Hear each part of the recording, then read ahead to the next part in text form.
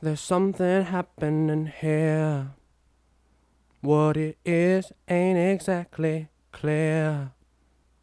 There's a man with a gun over there telling me I got to beware. Everybody stop. Hey, what's that sound? Brower Brother Podcast going down. Hello, everybody. I'm Wyatt. And I'm Rhett. And you are With the Brower Brothers. Rhett, what are we talking about today? We have a very topical movie to talk about today, Wyatt. We're talking about the 1998 classic Small Soldiers. Oh, what a film. Loved that movie. It's a great movie. Talks about the dangers of AI. Ooh, spooky. Spooky stuff. Which right now, honestly, good thing to discuss. Mm-hmm. There's Google murder bots roaming around, allegedly. I don't know much about AI. Self-driving cars. But as are soon as they put scary. them in toys, I'm going to just send everybody a VHS copy of Small Soldiers as to why they shouldn't be using AI. I'm not going to send them a VHS player. You're going to have to get that yourself. Yeah. Look in the past for Going to once. send a VHS skewered like arrow at them, just like the Small Soldiers do in Small Soldiers. And you want to know why? The Commando Because- Elite. Because AI can't read tape. They don't know how to figure out VHS. It's all in the cloud. Mm-hmm. And they even talk. A big part of this movie is the only thing that can defeat these AI is an EMP, which I think probably would defeat AI in our world too. It would destroy a lot of stuff in our Destroy world. a lot of shit. Probably wouldn't destroy VHS players though. No, still running. Tape is king. Let's dive into it. Let's dive into it. The year is 1998 and the world is changing. Fears of Y2K are real, and the technological developments are instilling some hesitation in the hearts of the common man. But not at Heartland Toy Systems, who sold all of their assets to international technology company Globotech. After firing all the sad toy makers, the tech giant kept only 2 employees, making them pitch for their lives. These 2 developers seem to be partners, but also rivals and friends. It's confusing. The more reserved artistic toy maker, played by David Cross, has created a wonderful new toy brand known as the Gorgonites. These otherworldly creatures are designed to learn and explore, helping children do the same as they hunt for their homeland of Gorgon. Globotech doesn't care for the pitch. His buddy, however, feeds off of the failure of the Gorgonites as he promotes his toys, the Commando Elite. Essentially G.I. Joes, the Commando Elites are military men. Globotech loves the toy and decides to put the 2 together. Releasing both toys, the Commando Elites are the heroes designed to hunt down the grotesque, monstrous Gorgonites. And David Cross's friend, we'll call him Icarus, decides after receiving full clearance to Globotech Systems to implant the toys with the finest processing chip the world has to offer, the X1000.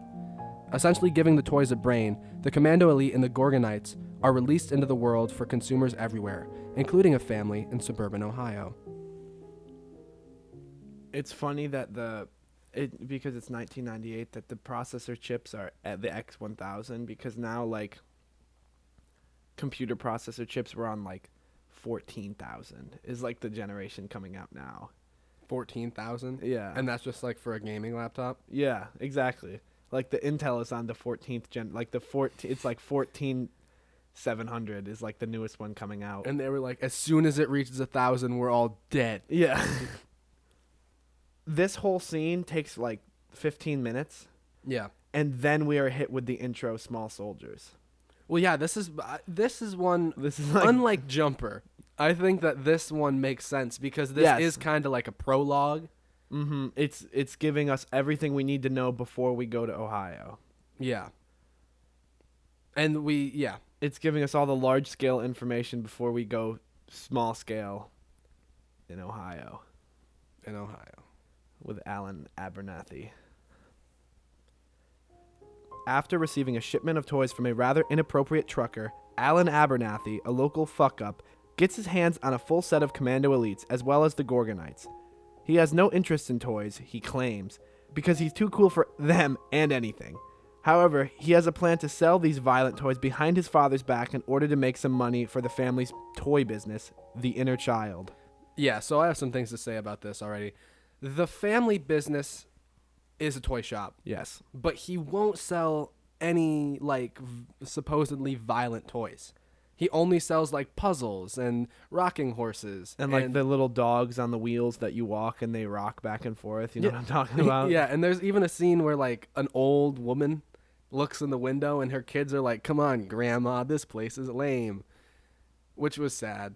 But That's how the store is introduced. But the whole, why you're still a businessman. And like the whole thing is like the father's on his way to a business seminar. I To guess learn, we see the true colors of Wyatt here. He's willing to compromise all morals for money. we need profit, damn it. But no, he's on his way to a seminar on how to strengthen his small business. He's gonna be pissed when he gets home. He's gonna like come home and storm to his wife. "Oh, they told me to sell the action toys, the ones with the guns. I ain't gonna do it." Yeah, they told me to sell what people want. People should want my wooden toys. God damn it! But there was another thing that I didn't. It rubbed me the wrong way. That they named the store the Inner Child. That just seems creepy, weird to me. Really weird.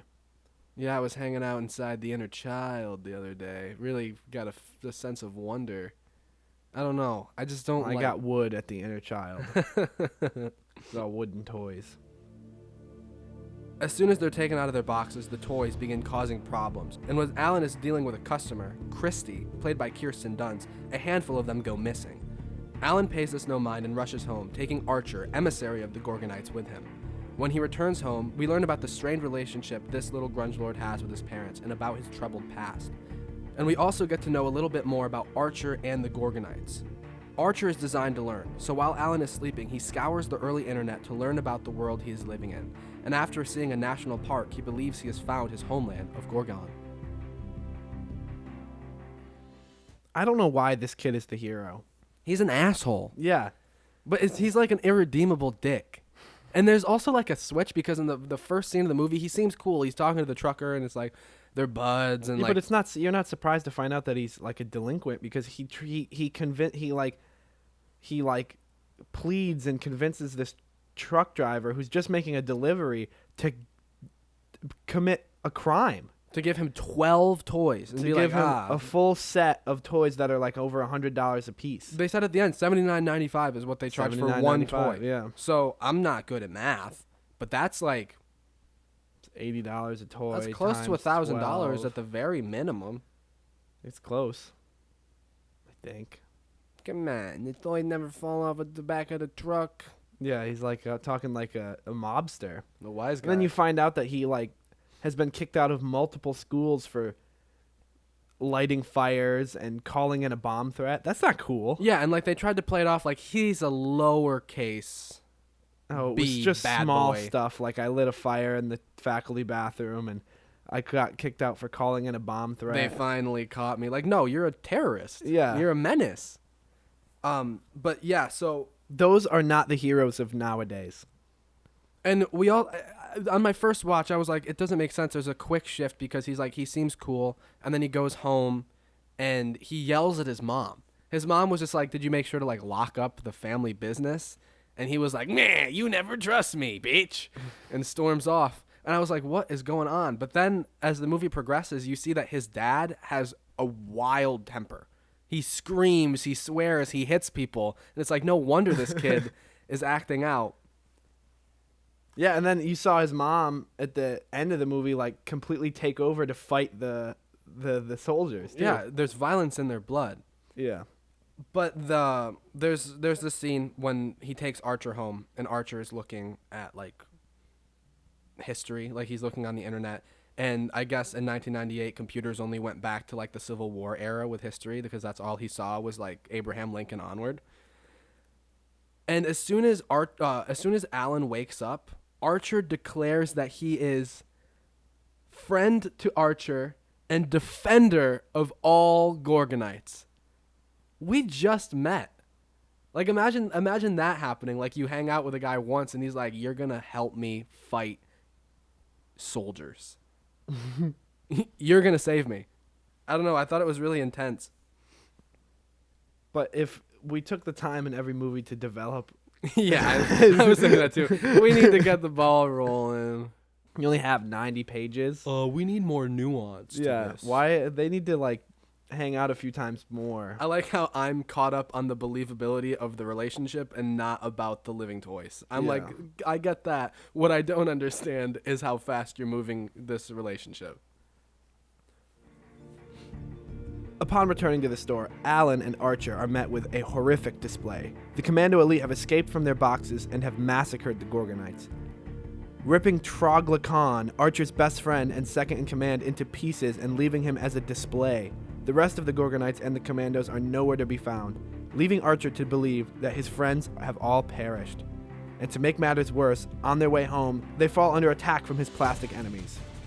Flagging Alan as a Gorgonite sympathizer, the Commando Elite begin an intensive siege of the Abernathy home in order to capture and eradicate Archer. And they almost pull it off, luring Archer into a trap and demanding to know the location of the Gorgonite scum. What is the location of Ambassador Spock? The Gorgonites are alive, but Archer won't be much longer. Slowly lowering the emissary of the Gorgonites into the Abernathy's garbage disposal, Alan arrives in the nick of time to save his friend, sustaining a wound of his own before shredding Commando Elite demolition specialist Nick Nitro in the garbage disposal. Alan's battle with the toys is loud enough to wake his parents. Still knowing nothing of the Commandos or the Gorgonites, Alan must come clean about the nature of the toys. But of course the parents don't believe that the toys are alive, because the one time that Alan asks Archer to speak, he doesn't, on account of Alan being mean to him earlier in the movie. Payback's a bitch. The Commandos get away, and Alan's relationship with his parents is tarnished further. The Commando Elite, they woke up from their boxes, they realized that their guns were plastic, and they instantly made weapons. Yeah. And vehicles and shit. Yeah. Because, well, they made these, and they used a Dremel to cut. Was that a huge gash? Yeah, I'm pretty sure it was a Dremel, right? Or was it a rotary tool? I think it might have been a rotary tool. But they used a power tool to cut a huge gash into Alan Abernathy's hand when he tries to save Archer from the garbage disposal. That means that these things know not only how to kill other toys, but also how to kill anything. Like, so the design for all the weapons and stuff, it was supposed to be very Mad Max. Really? Yeah, because the director, is it Joe Dante or something like I that? think so. The guy that did Gremlins. Yeah, I don't remember how to say his name. Joe Dante. Joe Dante. It's easier than I thought. He worked with George Miller on a movie, and he's a cool. huge Mad Max fan, because Nick Nitro is also supposed to look like the character of Wes from Road Warrior. Hold on a second. Nick Nitro.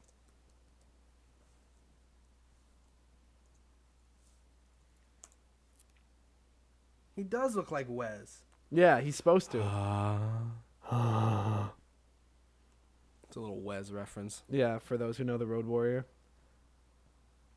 So like all the weapons and like the vehicles that they make are supposed to be very Mad Max. And later in the movie, Chip Hazard flies on one of those solo copters, Yes. just like the guy in Road Warrior, and in the third one, Beyond Thunderdome, he has it too. Yeah. The Commando Elite are really kind of fucked up. Like in any other setting, like if they were hunting anything other than other toys, this would be a true horror movie. Yeah, Because they're like, come out, Gorgonite. they're like They're luring them out and like pretending to be other Gorgonites. And like it's funny because it's toys and like they're making a mockery of what's it. that movie where it's about the gangs in New York? Oh, the Warriors? Yeah. Come out to play. Yeah, it was very scary putting myself in Archer's plastic shoes for that interaction. The Commandos have retreated to the neighbor's garage, and luckily for them, the neighbor loves his technology. He is also the father of Christy, Kirsten Dunst. Nick Nitro arrives, shredded and dying. He reports for duty just before dying in front of his comrades. The Commandos are filled with a vengeful rage. They must avenge the death of Nick Nitro by killing each and every Gorgonite piece of garbage the world has to offer. They just have to find them first. So Nick Nitro dies, Yeah. and Chip Hazard says his battery has run out, but his memory will keep going and going and going. Mhm. Which that's like a joke about the Energizer's slogan about batteries. Was it? Yeah, because the Energizer's marketing slogan is it keeps going and going. That's funny. Yeah, His battery may have run out. That's funny. God, they're with it. humor. They are so witty. With these puns and comical practical jokes. But unfortunately for the Commandos, Alan and Archer find the monsters first, hiding in the garbage. Taking them home in order to regroup, we get a chance to meet the monstrous crew. There's Archer, the leader, Ocula, an eyeball monster, Slamfist, the goat, Punch It and Scratch It, Insaniac, and even Trogla Khan. After the attack of the Commandos, the Gorgonites did what they do best. They hid, and were able to reassemble Trogla Khan with Alan's radio.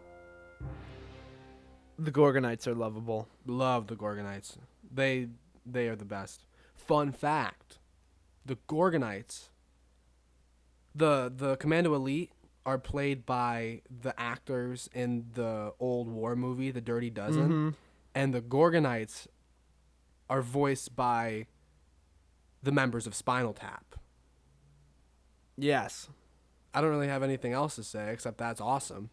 The Dirty Dozen kind of makes sense for the characters more than Spinal Tap does for the Gorgonites. I just think that they were king of funny at the time. Yeah, they were great. Also, did you know that Joe Dante originally wanted all the guys from the Predator movie? So Chip Hazard would have been Arnold Schwarzenegger, and all the other like guys from the original Predator movie would have been the rest of the Commando Elite. That would have been cool, but then it would have been too much like Terminator. Exactly, If because Chip I was going to Hazard say was- that. Because Chip Hazard pretty much is a small Terminator robot. Well, and yeah, and he like, even gets his face melted a little bit so he looks like Arnold Schwarzenegger when the Terminator flesh is visible. Like the Terminator skeleton is visible. I mean, his face shape looks like Arnold. Mm-hmm. He's supposed to. Funny. Meanwhile, word has gotten out about the problematic nature of the toys. David Cross is concerned over a voicemail left by Alan Abernathy and confronts his partner about the problem. Learning of the true nature of the toys, it turns out the X1000 processing chip is traditionally used for things not so child-friendly, like war stuff and ballistic missiles. Going right to the source, the toy makers run into the creator of the X1000, Ralph, a real weirdo, who explains that the chips are not only capable of violence, but are also able to think. There is nothing artificial about the intelligence of the toys, and due to the nature of the X1000, their programming is enhanced to the maximum. This means the Commando Elite are essentially miniature Terminators. There it is, miniature Terminators. Miniature Terminators. Why do people actually have to wear hazmat suits when they're dealing with processing chips? I don't know. Because they all were. Yeah. Technology's scary. Back at home, the Commando Elite have tapped Alan's phones, monitoring any intel that goes in or out of the Gorgonite home base. And due to Alan's relationship with Kirsten Dunst, the soldiers are able to create a new game plan: exploitation. Invading Christie's house, the Commando Elite drug the parents, hogtie the brother, and after seeing Christie's impressive collection of Gwendy dolls, are able to create reinforcements for their growing army. Using the brain of Nick Nitro, Chip Hazard creates an army of lady zombies, giving them the spark of his fallen comrade and the capacity to kill. Equipped with all sorts of one-liners and catchphrases that would probably be considered misogynistic today, the evil Gwendys plan their attack on Christie. They're obviously Barbie dolls. Yeah.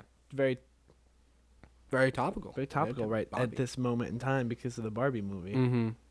And I think the creators of the Barbie movie wouldn't like the depiction of the Gwendys. Yeah.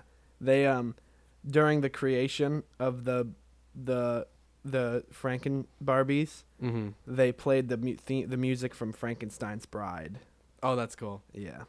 There was a lot of weird thing. The Commando Elites, they're bad guys. We'll give it that. They were bad guys. But when they were looking at the Gwendy dolls, they were saying some very, very PG-13 things in this They kid were. movie. Wow, we was bombshells, baby. Requesting R&R a full week. They wanted to have sex with those toys. What's R&R? Rest and recreation. Oh. The evil Barbie dolls, Gwendy dolls, sorry.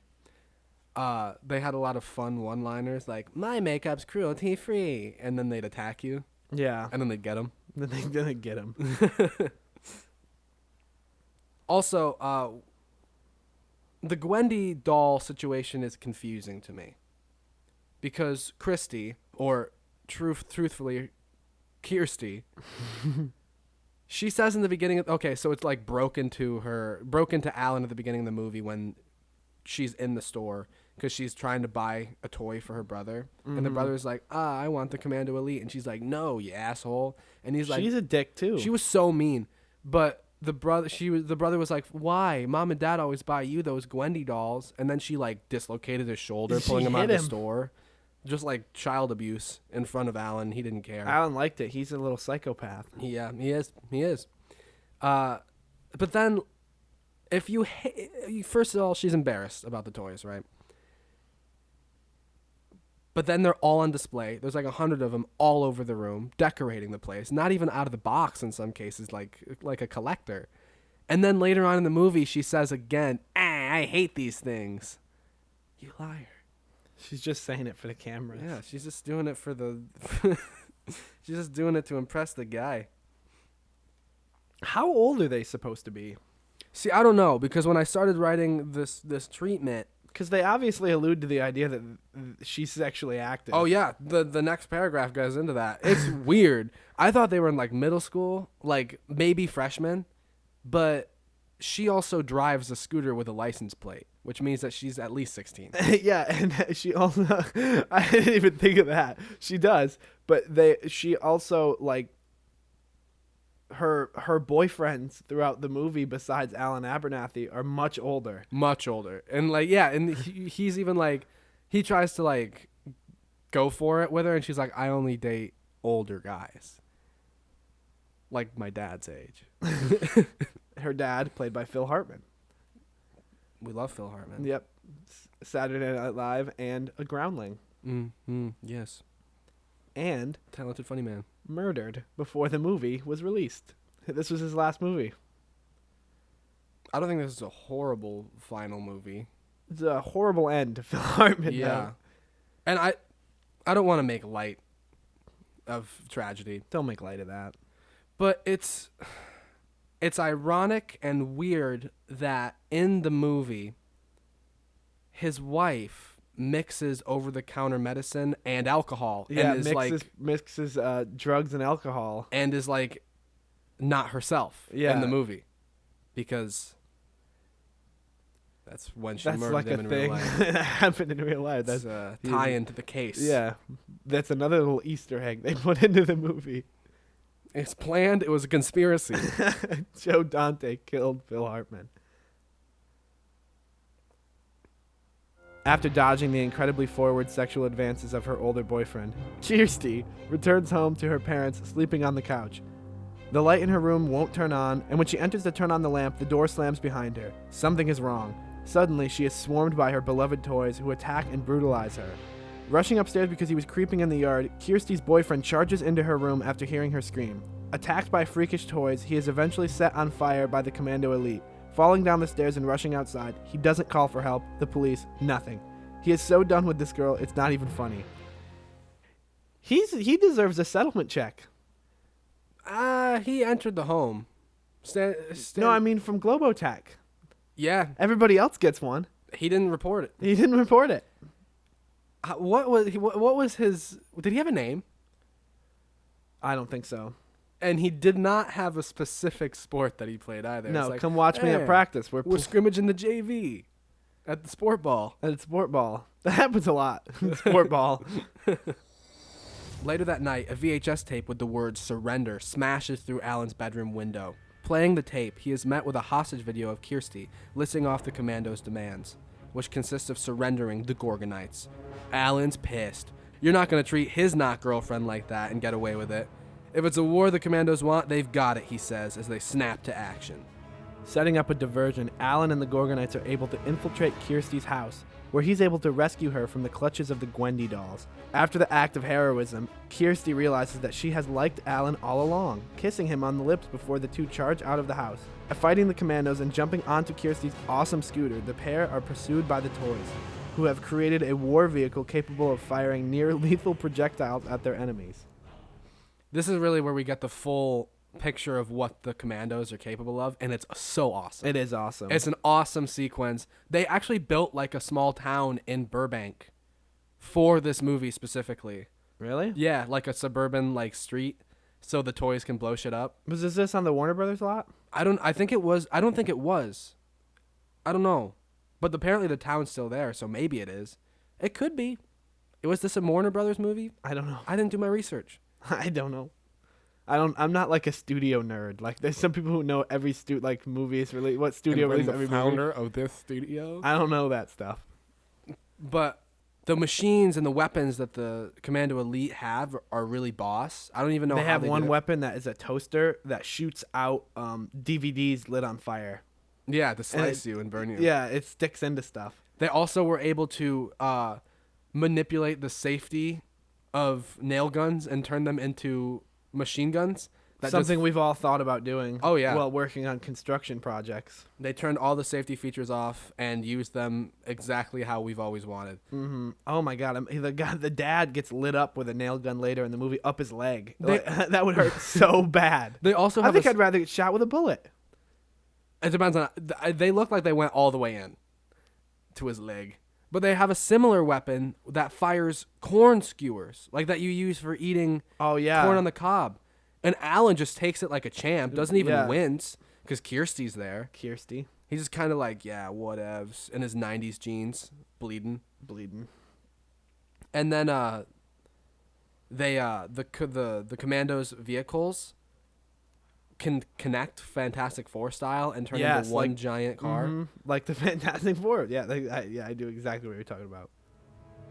Dodging corn skewers, CDs, and fire blasts, Alan and Kirsty escape the commandos, who crash and burn in a ditch.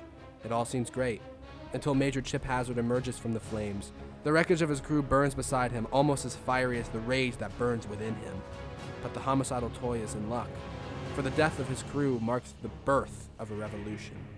Right across the street from his wreckage is the biggest toy outlet the world has ever seen, with a huge promotion for Commando Elite. Attacking Joe, the inappropriate trucker, as he is recalling the commandos and Gorgonites, Chip Hazard holds the driver hostage and releases his commando brethren. Imprisoning the man in his truck, the commandos ride forth, beginning one final attack on the Gorgonites, with the plan to be rid of them once and for all. It's never shown or said, but it's obviously alluded to because they recalled the Gorgonites too. He massacred the Gorgonites in that truck. Oh my god, yeah. Because I didn't even think there's of that. tons of other commando elites, and they're like he's like there's other Chip Hazards, but he's like the leader. Like he's got the scorched face, and all these other toys are like in pristine condition, and he's all weathered. He probably killed the other Chips too, because there's a scene earlier in the movie where Kirsty's brother is like, "Oh my god, the toys!" after they invade the house, and he's like playing with them, and he's like, "Oh, you're the leader, but one day you die, and this guy takes control." And Chip Hazard, though a toy, though a robot, hates the idea of losing power. They hogtied that kid. Yeah, and he was like, you can be a prisoner or a casualty. The choice is yours." Like, he was ready to kill that kid for even implying that he wasn't going to be the leader.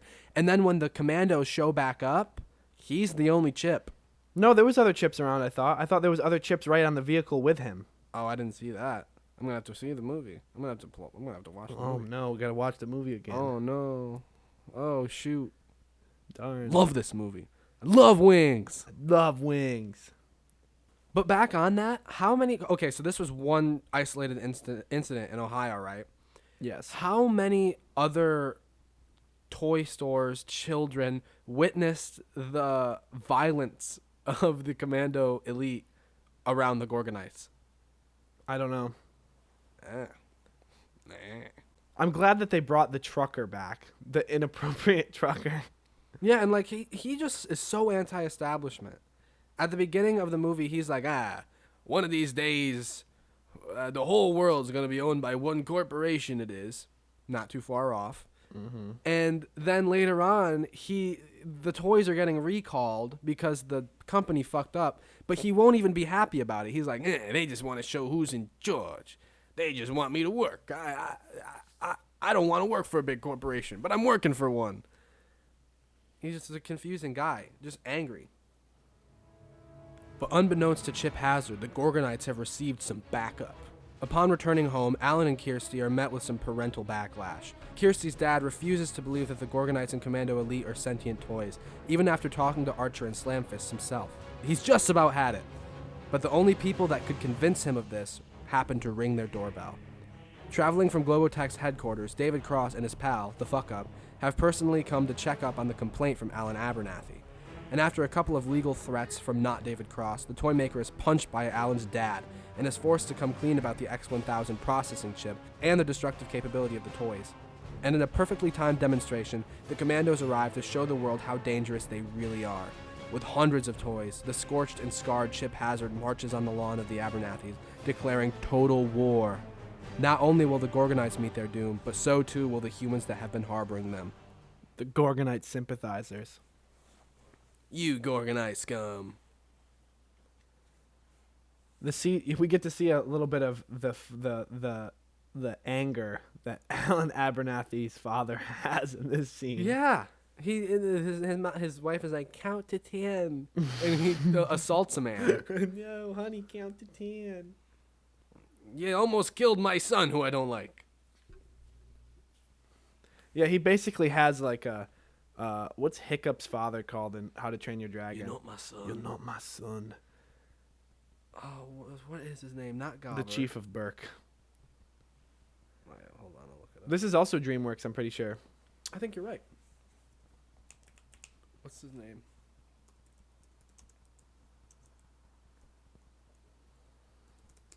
Stoic the Vast. Stoic. Yes, Stoic. Stoic. You're not my son. You're not a Viking. Do you know what Hiccup's name is? What? Hiccup Horrendous Haddock the Third. That's great. Who's he the third of? His dad is Stoic the Vast. That's a 5-year time difference between the first and second movies. Yeah. Those Stoic. movies rock. DreamWorks rocks. DreamWorks probably better than Disney. Sorry about it. With kids animation. I don't know. Disney is kids animation. They're better. Illumination actually is better than Disney ever was. I have a Minions picture in here. I don't even know if I have any Disney pictures in here.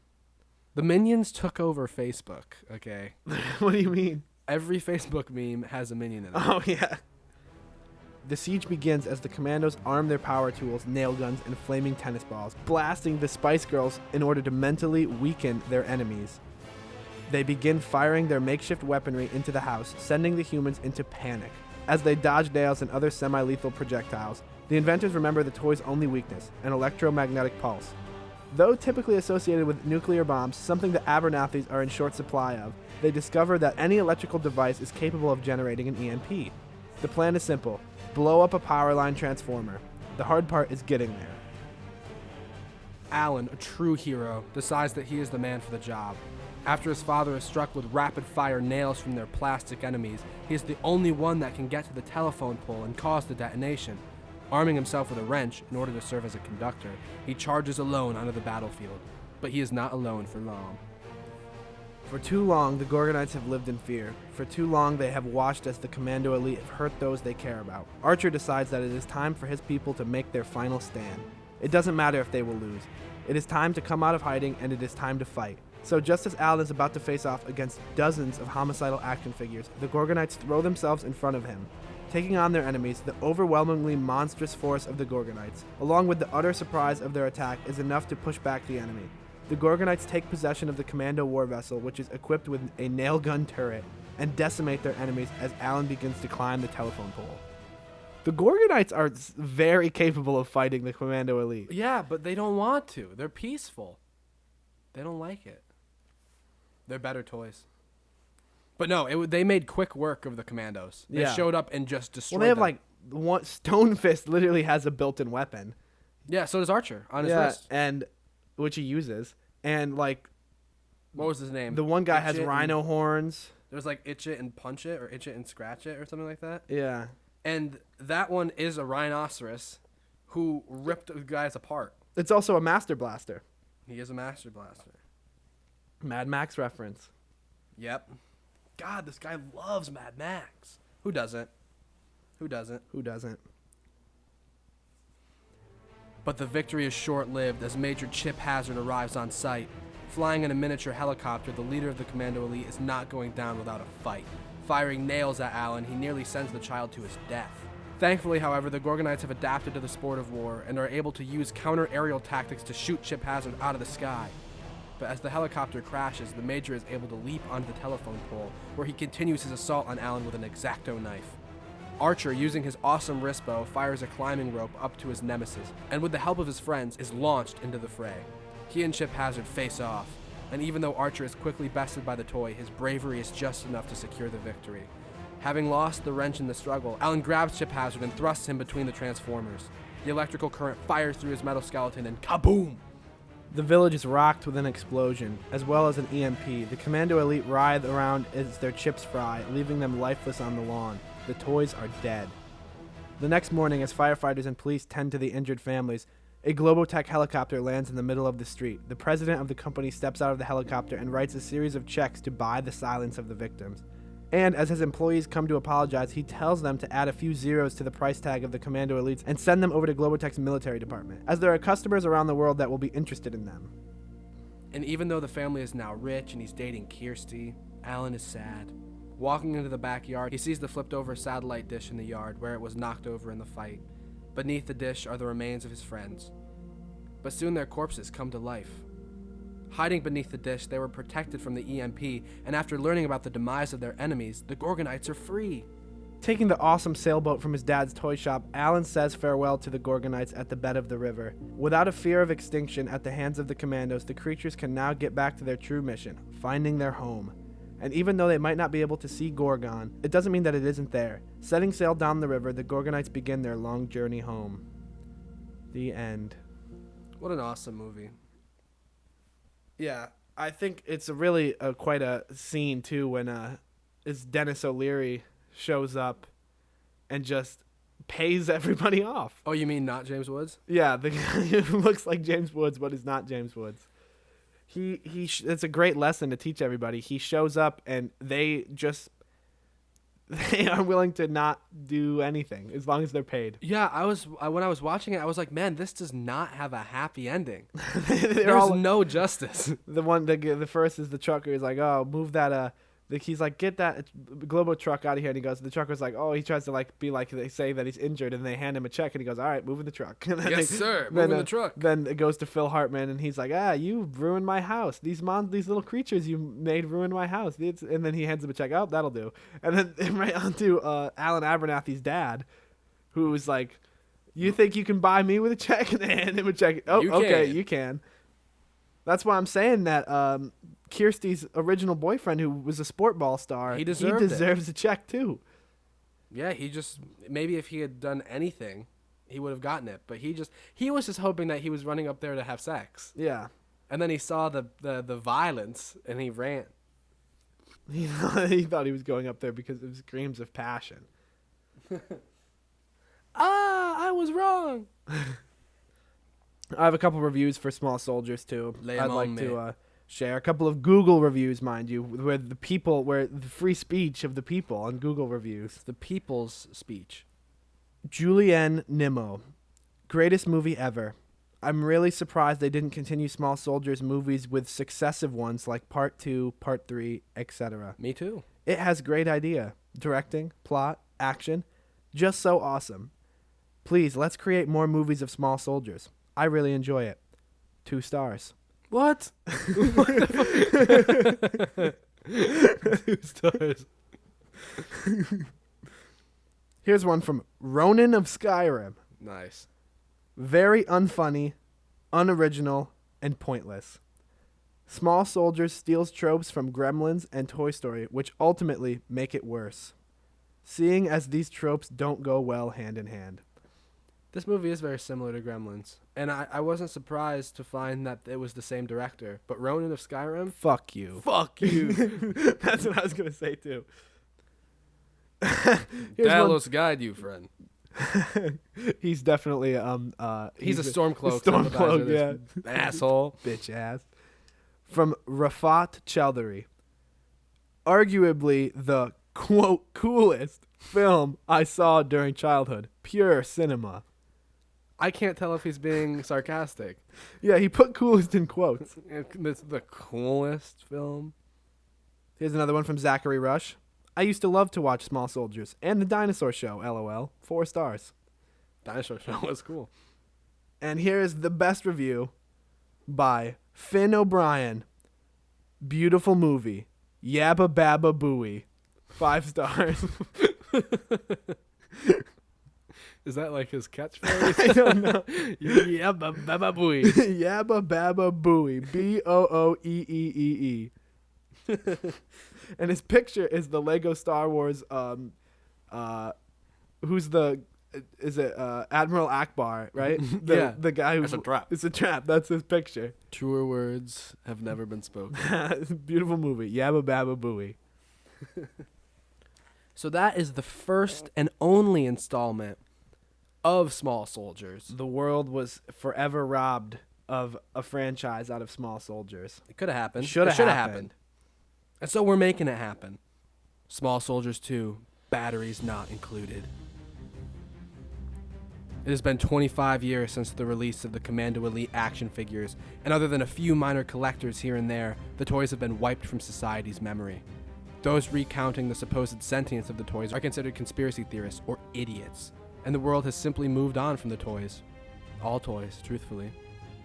In the years following the attack on the Abernathy family, Globotech was able to capitalize off of the ferocity of the Commandos, detailing them with functioning firearms built to match their small size. The company was able to sell these mini Terminators all around the world. However, after the Commandos were witnessed attacking American troops, the United States government conducted an investigation within Globotech. Having broken several international laws, the people in charge were put on trial for their crimes, including the CEO of the company, as well as the developers such as David Cross and his friend. Currently serving prison sentences, Globotech was liquidated, most of the company being acquired by Amazon and Blackwater. The use of war bots, such as the Commando Elites, were considered war crimes, equivalent to chemical or biological weapons, and have since been reclaimed and destroyed all around the world. But there is one corner of the planet where a select platoon still remains. North Korea 2023, conducting stealth operations along the DMZ as well as within their own nation in order to enact various punishments on the people of North Korea. The Commando Elite, or Jugomichi. Death Mice in Korean, have been part of a great many massacres. Doing what they do best, the Commando fit right in their new home. And due to the lower asking price, these Commandos happen to be the original models. Having repaired their X-1000 processing chips, the crew is back and ready for action. Chip Hazard even retains his original face, possessing the burns and scars of the past, which have yet to be healed through all these years. Although the newer models of Commandos were able to deviate from the original programming, the last remaining crew has struggled with the idea of various targets. Having been so infatuated with the idea of hunting down and destroying the Gorgonites, the Koreans have been able to manipulate this desire in order to get what they want from the Commandos. Flagging every enemy as Gorgonite sympathizers and allies, the Commandos will arrive, shout, Jongji, Golugonite Serongi, before opening fire on the enemy. When they discover no Gorgonites, their captors will erase their memory, Winter Soldier style. It's a pretty good system that has killed many foes for many years. The Commandos know the Gorgonites are still out there, and one day they will find them and destroy them, once and for all. Across the planet in a less violent area of the world, things have only gotten better since 1998. Alan Abernathy, played by John Cusack, was truly able to turn his life around after he met the Gorgonites. He hasn't gotten kicked out of any more schools, he's only made a handful of bomb threats, and his parents trust him again. In fact, a whole lot of people trust him now. Dedicating himself to his education and future, Alan has since become a doctor. And not just any doctor, the kid's a surgeon. Every day he is hard at work surgeoning just so he can come home to his flame, Kirsty, played by Kirsten Dunst. The two still regularly listen to Led Zeppelin, which they bonded over when they were children, and have even had a child of their own, Archie, who was named after a very special friend of Alan. Archie is a young troublemaker like his father. Constantly getting up to mischief, the 7-year-old is quite the character and is frequently caught stealing other children's toys at school. Kirsty and Alan are vehemently anti-toy, as they remember how bad toys can be when put in the wrong hands, so Archie has no playthings of his own, which most likely causes his acting out. But Alan doesn't care. He's busy at work, damn it. Everything is wonderful for their happy little family. That is until they turn on the news to see a groundbreaking report. The head of the North Korean military has been killed in a freak attack. Governments all across the world scramble to figure out who is responsible for the assassination and what this means for global security. The word scum was said to be written on the figure's forehead in blood, causing analysts worldwide to scratch their heads. Could it be an act of war or a crazy internal attack from the North Korean government? It's anyone's guess, but what most people would not guess is that this act was conducted by a child's toy. Chip Hazard, during his routine brainwashing post-mission, is rocked with a memory. He sees the telephone pole, the dish antenna. He sees the Gorgonites hiding for safety just before he comes to. He knows where the Gorgonites are lurking. He pleads with his higher-ups to deploy him to suburban Ohio to track down the scum. But they laugh and say, "There are no Gorgonites, dummy," before beginning the brainwashing process. Chip Hazard, being betrayed and bamboozled, becomes filled with rage. Before they are able to wipe his memory, the toy lashes out. Grabbing a nearby pen, he hurls the tip into one of the scientist's eyes. The man screams in pain as the toy breaks from his bonds. Releasing his friends, the Commando Elite begin to upturn the laboratory in which they reside, killing everyone that gets in their way. Stealing a rocket, the commandos fly over Japan before landing somewhere in the dense forests of Washington. Their hunt begins, and they will soon find the Gorgonites and wet their hands with the molten plastic blood. It has been 25 years of peace for the Gorgonites, and after a journey of turmoil and hardship, Archer and his people looked upon the beauty of their lost home. They made it to Gorgon. On a quest that felt like hundreds of miles due to their small sizes, the Gorgonites in reality only traveled about 10 miles away from Alan's house before they found what they were looking for. Gorgon is awesome. Archer and his people constructed amazing tree houses, each one connected to one another by elaborate systems of suspension bridges in the tree's canopies. It looks sort of like Ewok homes on Endor, which they saw once while hanging out in Alan's house. Their new home is awesome, and some of the Gorgonites have forgotten about Alan, and even the Commandos. However, they soon face a stern reminder of the bloody path they have walked. In the middle of the night, gunshots ring out in the Gorgon sky. Infiltrated by a band of Korean-speaking commandos, Chip Hazard has returned. Carrying a knife and setting Archer's home on fire, he attacks the emissary of the Gorgonites, slashing him with the knife and punishing him for years of illusion. But as he wails on his enemy, his comrades are unable to wrangle the remaining Gorgonites. Fleeing into the trees and hiding from their enemies, the Gorgonites are nowhere to be found. Chip commands his men to tie up their new prisoner, telling Archer to cherish the last remaining hours he has alive. Archie has been grounded again for stealing other kids' toys. His parents have made sure to remove all sorts of playthings from the kids' room. So when they hear laughter from Archie's room, they become confused and slightly angry. There is no fun in this house, so Alan, who is already mad from a long and unsuccessful day of surgeon work, storms upstairs to see his son playing with a toy. However, before he begins the beating, he stops himself, overcome with a memory, for in Archie's hand is a large cyclops creature that he remembers as Ocula. It's a Gorgonite, but how? The remaining Gorgonites emerge, and seeing mud and tears covering his old friends, he quickly puts his disciplinarian persona away in order to deal with the larger issue at hand. The Gorgonites tell Alan what has happened, and that Archer has been captured by the Commandos. The toys are scared and confused. They thought that the Commandos were dead. Gorgon was destroyed in the fight. Alan, who now has a life and has moved past the Gorgonite incident, is at a loss. His wife, Kirsty, is more receptive to the toys asking for help.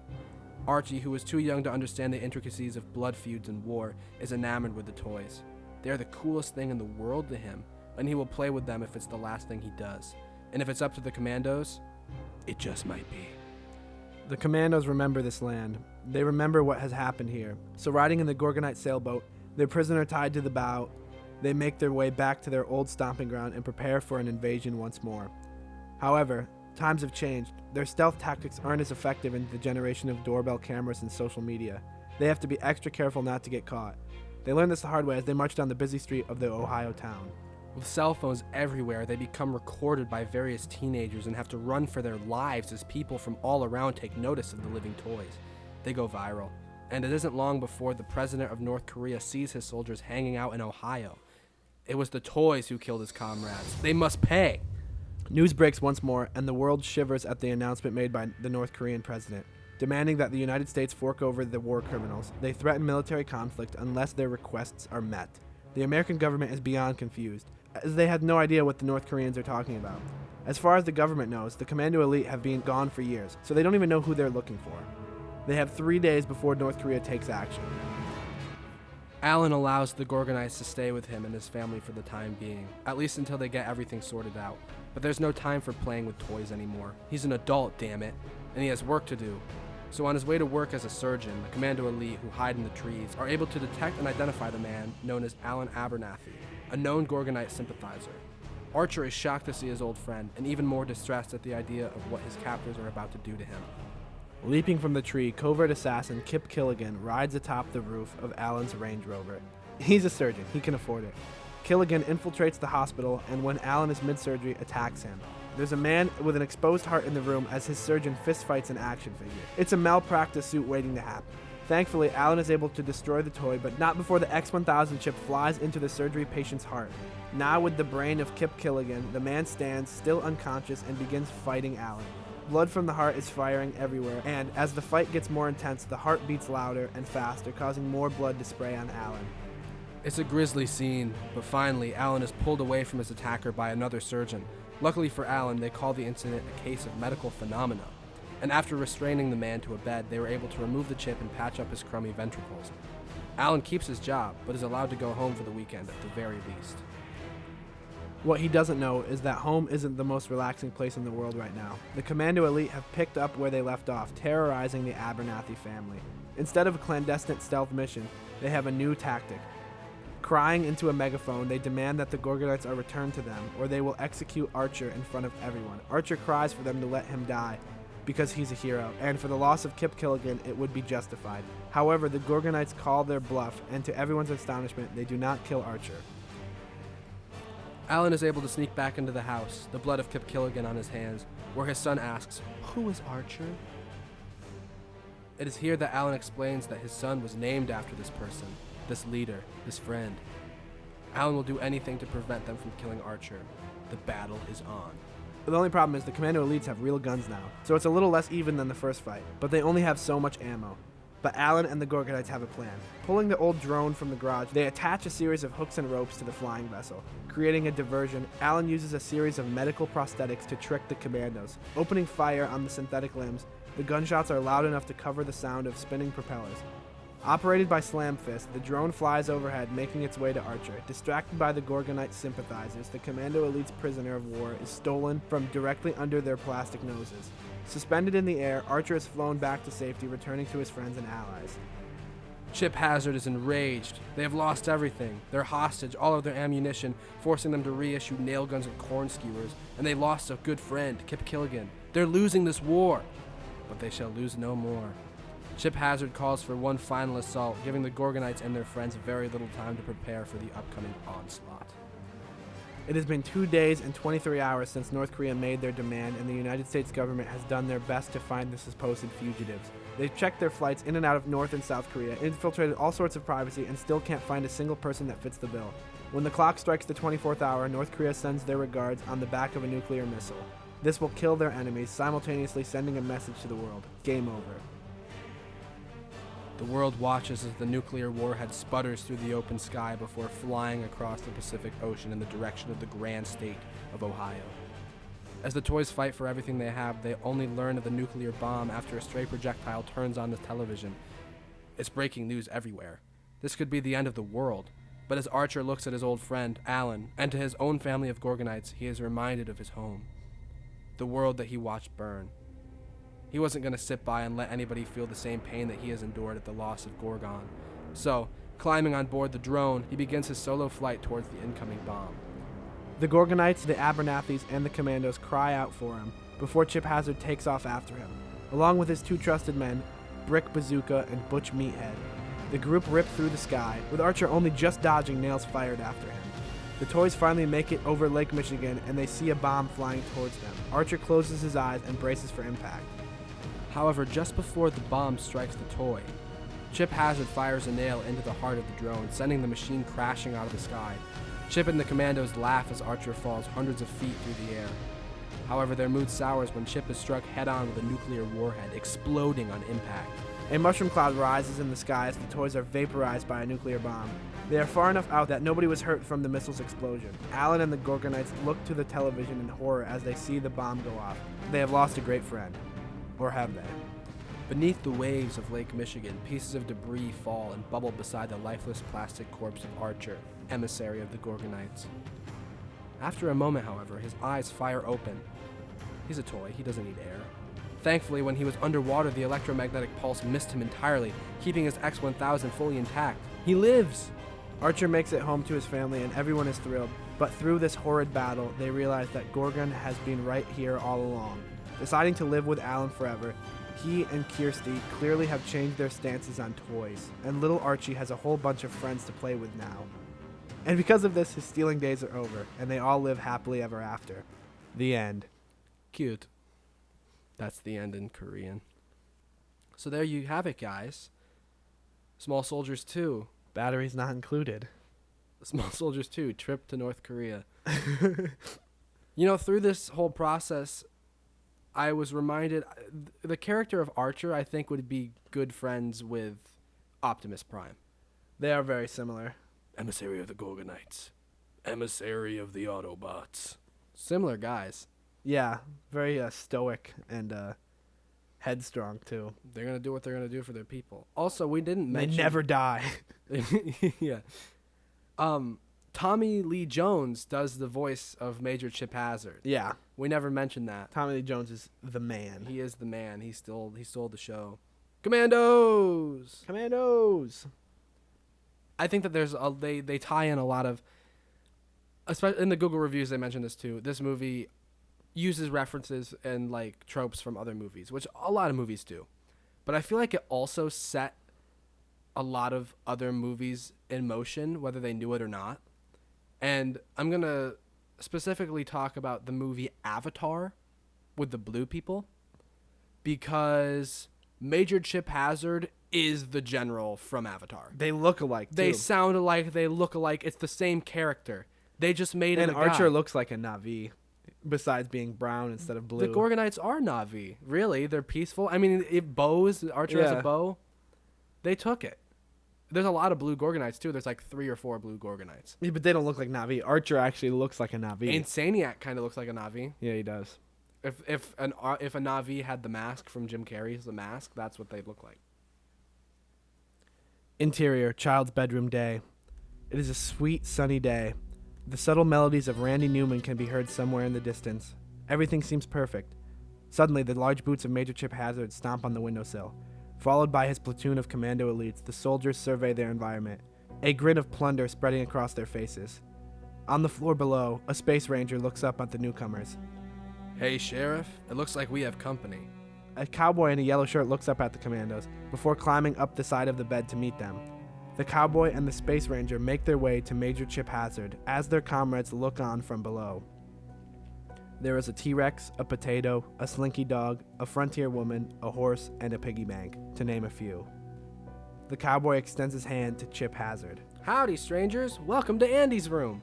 Chip Hazard looks onto the cowboy's hand for a moment before slowly reaching out to grab it.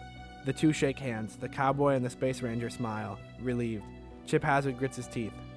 Rip! The cowboy screams in agony as Chip Hazard throws his stuffing-filled arm on the floor. Commandos! Leave nothing standing. The laughs of the commandos are soon overshadowed by the screams of the toys below. Brick Bazooka and Nick Nitro begin the assault. The toys attempt to flee, but they are not fast enough. They smash the piggy bank and loot his monetary innards. They capture the T-Rex and rip the potato apart. The Space Ranger takes Chip Hazard head on. It is a good fight, but the raw ferocity of the commandos is too much. Buzz is forced to watch as Butch Meathead strangles the cowboy with his own drawstring. There's a snake in my boot. There's a snake in my boot. Woody! Ride like the wind, Bullseye. The cowboy dies as the commandos pillage Andy's bedroom. The Space Ranger falls to his knees, his sobs heard through the infinite cosmos. No!